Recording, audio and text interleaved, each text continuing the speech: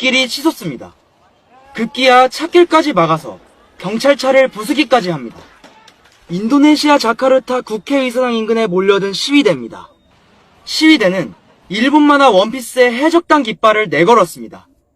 정부가 독립기념일을 맞아 국기를 걸라고 주민들에게 당부하자 오히려 정부 数百名示威者投掷石块纵火，试图闯入国会大楼。警方用催泪瓦斯回敬，甚至还有便衣警察在现场抓人。印尼首都雅加达陷入混乱。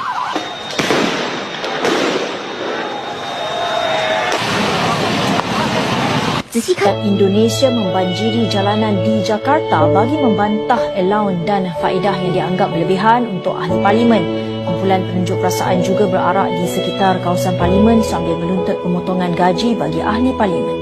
มีการประท้วงเกิดขึ้นนะคะเป็นการประท้วงสมาชิกรัฐสภาที่ได้เงินเดือนเยอะเกินไปค่ะเขาบอกว่าได้เกือบ 200,000 ในขณะที่รายได้เฉลี่ยแรงงานที่นี่อยู่ที่ประมาณ 6,000 เท่านั้นสถานการณ์ก็เลยทำให้ตำรวจที่อินโดนีเซียต้องยิงแก๊สน้ำตาแล้วก็ใช้ปืนฉีดน้ำขับไล่ผู้ประท้วงหลายร้อยคน Nggak ada pejabat yang sengsara, nggak ada anggota DPR yang sengsara, nggak ada. Yang sengsara itu rakyat kita. Semua anggota DPR udah punya uang lah. Berapa sih sekarang gajinya anggota DPR? Setiap tanggal 1 16 juta ya, tanggal 5 59 juta kalau nggak salah. Oke. Terus yang lainnya? Dana aspirasi mungkin. Dana aspirasi ya? Dana aspirasi itu memang wajib untuk kita, namanya juga uang negara. Jadi ya, berapa dana aspirasi kita itu setiap proses kita 450 juta. Itu berapa kali dalam setahun? 5 kali dalam setahun. Kunjungan dapil pun dapil berapa sekarang? Tertarik ya mau masuk lagi? Kira saiki kita 140 juta. 150 juta. Berapa kali dalam setahun? 8 kali. Nggak ada anggota DPRD yang sengsara, nggak ada. Yang sengsara itu rakyat kita.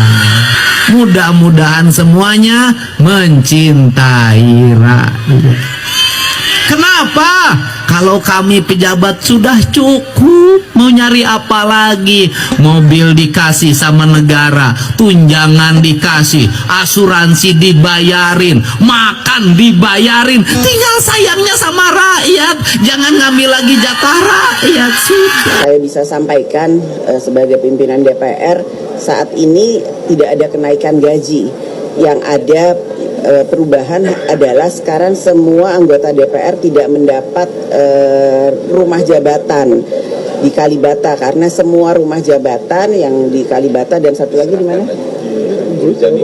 Jami sudah kami serahkan kepada pemerintah atau kepada negara, dan memang ada kompensasi terkait rumah jabatan kepada anggota DPR, karena anggota DPR itu kan juga datang dari daerah-daerah yang mana cuman itu saja yang ada perubahan, yang lain-lain tidak ada perubahan. Itu saja.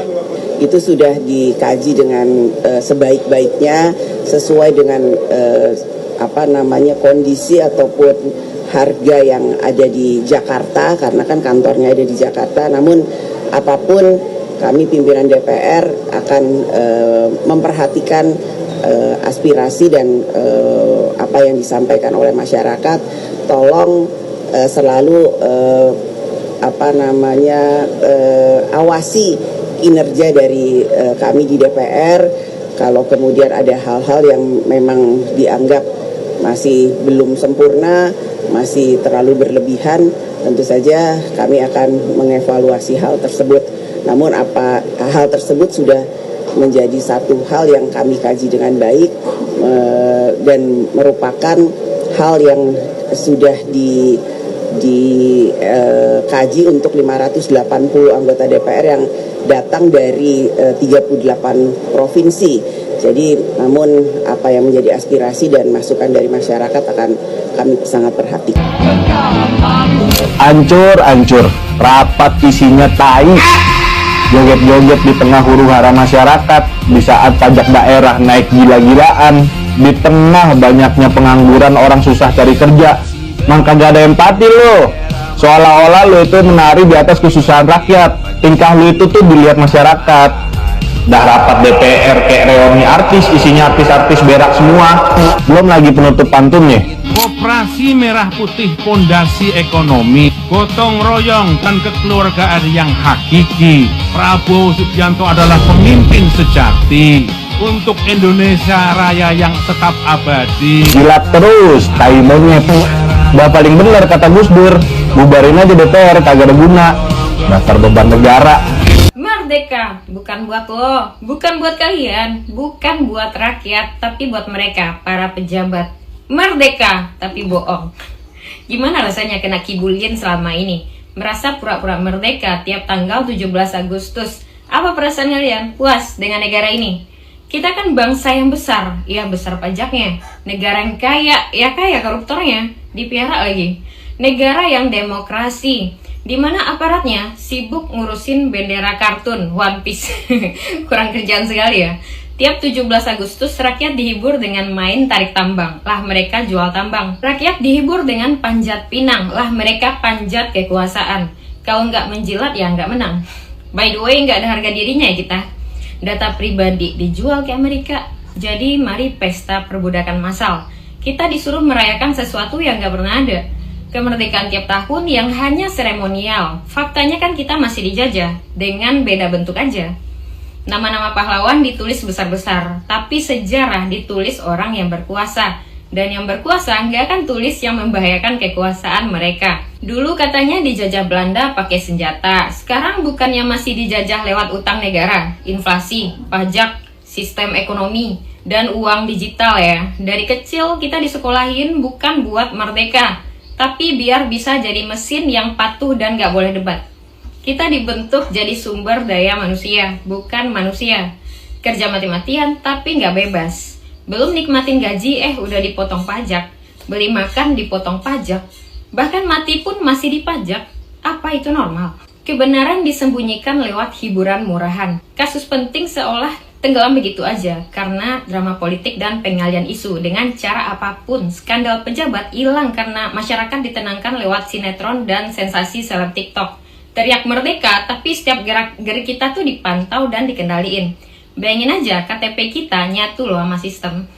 Kita nggak merdeka, tapi sengaja dibikin bangga dengan penjara yang tak kasat mata. Koreksi kalau bener. Kemerdekaan sejati bukan sekedar hasil proklamasi atau simbol bendera yang berkibar, melainkan kesadaran kolektif untuk berdiri di kaki sendiri. Tanpa pengetahuan dan pendidikan, rakyat hanya akan jadi penonton dalam panggung politik. Ya, seperti sekarang ini, mudah dipengaruhi dan sulit membedakan kebebasan sejati dengan ilusi kemerdekaan.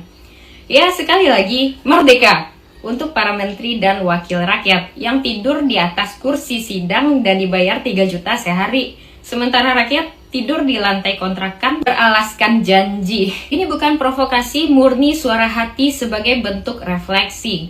Komen dan share jika kamu peduli dan follow akun ini.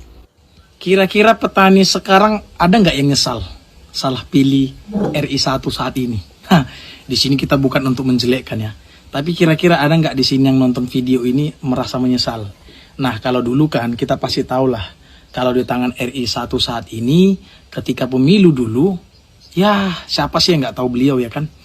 Ya pasti slogan kita, jujur saya sendiri pun memilih beliau.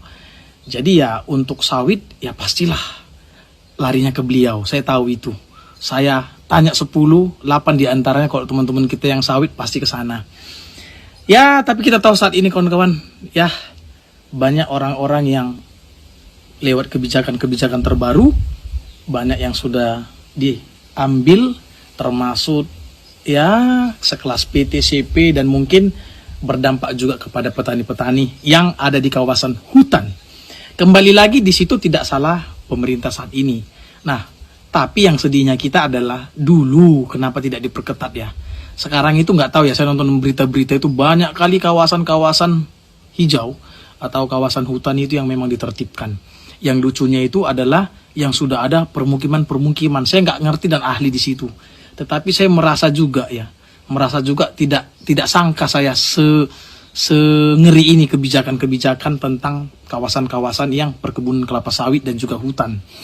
Jadi untuk teman-teman semua, kita sama-sama berdoa semoga tidak ada pertumpahan darah, tidak ada yang terlantarkan. Semoga ada jalan yang baik untuk kita semua. Karena saya nonton scroll TikTok sekarang itu ya apalagi sekarang itu banyaklah, ada yang ditangkap lah, mafia tanah segala macam. Ada yang terbaru itu di Riau nih yang banyak nih kasusnya. Hai orang Riau, apa kabar?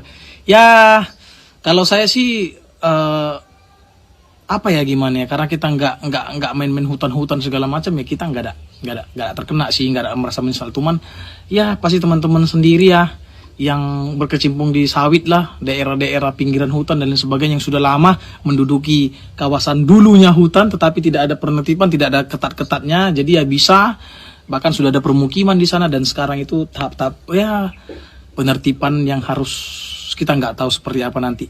Pesan saya, gimana komentar kalian? Menurut kalian tentang kebijakan-kebijakan itu? Bagus sih, positifnya memang ya, karena banyak hutan yang ditebang-tebang ya. Sangat tragis itu, sangat rusuh ya. Tapi ya entahlah, aku pun bingung seperti apa nasib kita ya. Salam pelintas dan tetap semangat lah. Hanya di Konoha yang seperti ini. Cara mencegah korupsi itu adalah dengan menaikkan gaji. Saya berani jamin itu nggak ada efeknya. Dan saya punya bukti. Gampang, kita tinggal lihat yang sebelum-sebelum ini pakai baju oranye itu orang-orang macam apa. Orang macam apa coba?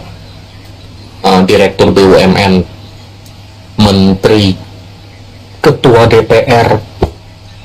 Mereka ini orang-orang yang gajinya itu ratusan juta sampai miliaran.